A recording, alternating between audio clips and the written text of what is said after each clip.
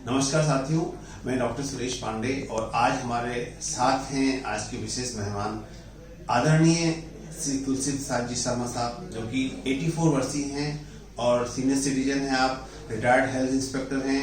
आपका जन्म आगरा जिले के जलेसर नामक स्थान पर हुआ है और बचपन से इनकी आध्यात्मिक पुरुषों के साथ आध्यात्मिक गहन रुचि रही है। आपका जीवन में अनेकों महापुरुषों से साक्षात्कार भी हुआ है।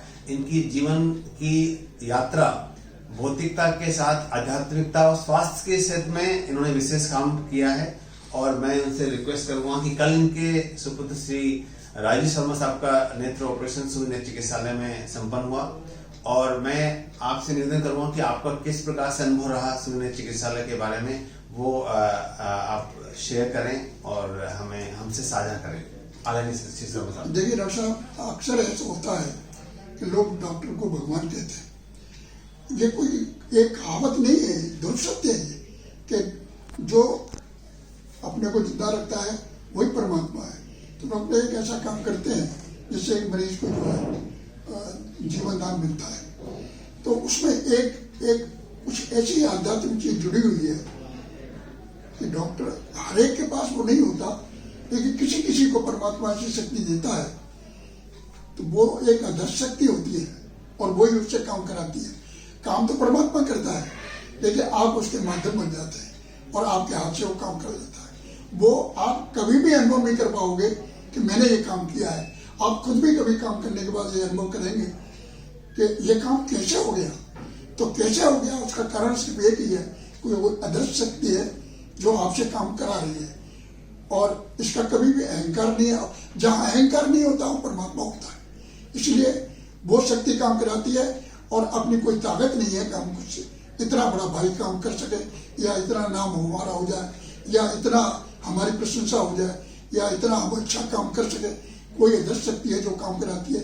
ये गुरुदेव अक्सर कहा करते थे कि कोई अदृश्य शक्ति है जो हमसे काम कराती है और हम बड़े सौभाग्यशाली हैं जो उस परमात्मा के हम काम आ गए, हमसे काम ले लिया।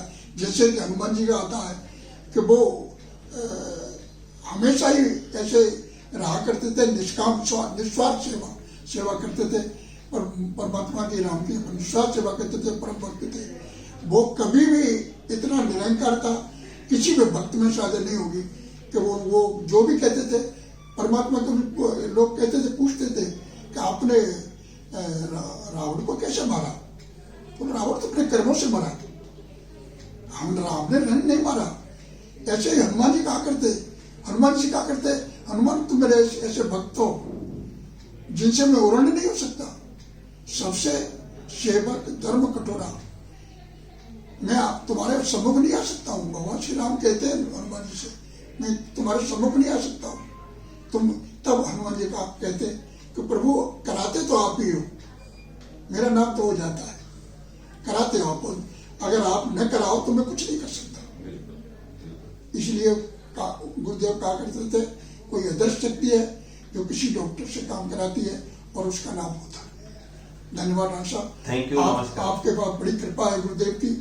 अगर गुरुदेव आपके साथ हैं तो आप तूफान से लड़ सकते हैं।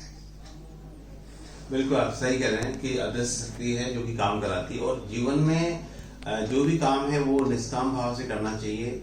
जिसे मेडिकल भाषा में कहते हैं कि आई ट्रीट ही क्योर्स, कि आप माध्यम बन सकते हैं। और भगवान ने गीता में कहा है कि कर्मों का एक्चुअली जो कर्म करते रहो, फल की इच्छा ना करो, कर्मण्येवाधिकारस्ते मां फलेषु कदाचन। तो ये स्पष्ट संकेत भगवान ने गीता में दिया है। तो ये बिल्कुल आपने सही कहा कि जब हम कर्म करते हैं और अदृश्य शक्ति हमें प्रेरणा देती है या अदृश्य शक्ति हमें कर्म करने का हौसला देती है और हम जब फल ईश्वर पर छोड़ देते हैं तो उस फल को ईश्वर पर छोड़ने से हम उस फल की चिंता नहीं करते हैं और इसी प्रकार से फिर हम कर्म में निर्भर हो जाती है। धन्यवाद। नमस्कार, डॉक्टर सुरेश पांडे।